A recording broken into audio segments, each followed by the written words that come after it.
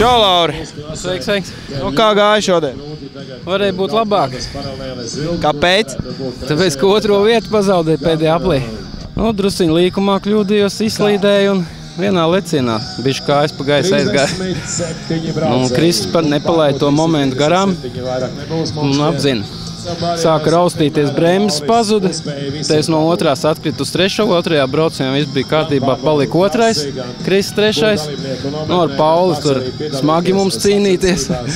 Tā pēdējā aplī, pusaplī principā pazaudēja, bet nekas, vēl viens posms. Kā intriga saglabājās visā brauciena garumā.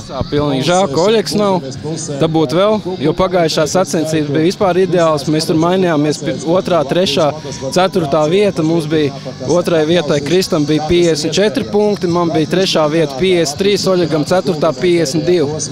Viens punktiņš. Doba ļoti liela interese bija nāca klāt un prasīja, cik maksā, kas viss, jo šito personīgi es pa 500 latiem iegādājos jau sacensībām sagatavot. Es esmu iztērējis, riepa maksā 20 latus, ja, viena. Labs iemesls, lai aizdomātos, kāpēc nesāk nodarboties ar motosportu. Tieši tā, ir ļoti daudz vecākiem, kuri šo jau var braukt, man ir personīgi 40 gadi. Ja, Paulam ir cik 14. Tā kā amplitūda ļoti liela un var braukt, un ja naudas nepietiek vecākiem naudas bērni, ja grib, lai sportot, ļoti ideāls variants.